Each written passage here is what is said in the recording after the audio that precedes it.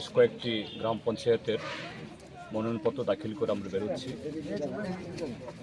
আসার পথে ব্লক অফিসে ঢোকার পথেই এই ব্লকের একদম সামনে সেখানে জটলা থেকে আমাদের উপরে ইট পাটকেল মারা হয়েছিল পুলিশের সামনে।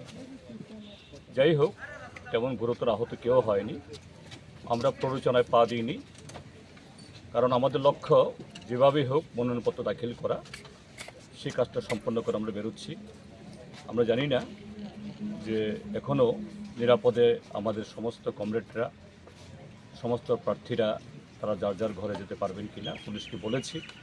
যাই হোক, আমরা একসাথে বেরোচ্ছি। তো এইভাবেই ত্রিপুরাজ্যে গণতন্ত্র পুনরুদ্ধারের সংগ্রাম আমাদের করতে হচ্ছে। এ রাজ্যে আইন শৃঙ্খলা নেই, সংবিধান এখানে অচল, একটা জঙ্গলের রাজত্ব।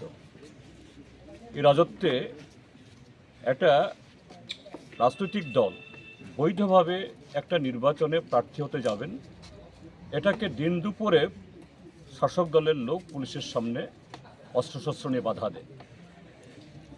তাদের উপরে কোনো ধরনের যে সরানোর জন্য কোনো লাঠিচার্জ বা অন্য কিছু করা হয় না। আমাদের একজন প্রার্থীকে তো খুন করেই ফেললো।